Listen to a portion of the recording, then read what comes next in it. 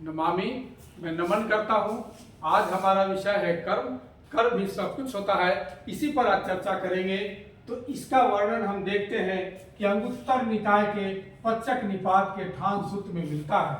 वहाँ वर्णन इस प्रकार मिलता है कि मनुष्य जो भी है वो कर्म का ही प्रतिफल है, उसका कर्म ही सब कुछ होता है, कर्म के अलावा कुछ नहीं है। मतलब जो भी हम भोगते हैं, जो भी करते हैं, उसी का परिणाम हम अपने जीवन में पाते हैं। तो वहाँ वर्णन मिलता है कि मनुष्य कमस्को होता है, मतलब उसका कर्म ही अपना होता है, बाकी सब चीज तो यहाँ से छूट जाना है, समाप्त हो जाना है।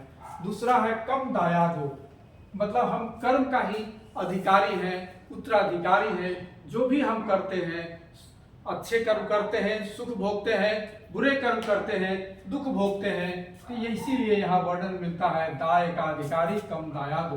कम योनि मतलब मेरा जो जन्म होता है वो कर्म के अनुसार ही जन्म होता है, इसीलिए यहाँ वर्णन मिलता है कम योनि की बात कही जाती है।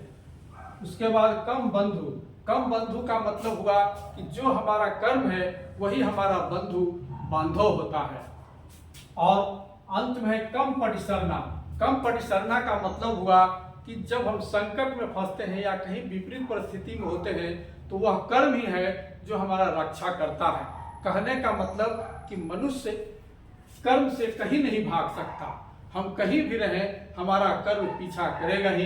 तो इसीलिए यहाँ पर बुद्ध का वर्णन, बुद्ध का विश्लेषण, बुद्ध का उपदेश यह भी आता है कि तुम हमेशा अपने मन में यह चिंतन करते रहो, देखते रहो कि मैं जरा धर्मी हूँ। जरा धर्मी का मतलब मैं बूढ़ा होने वाला हूँ, मैं व्याधि धर्मी हूँ। व्याधि धर्मी मतलब मुझे रोग होने वाला है।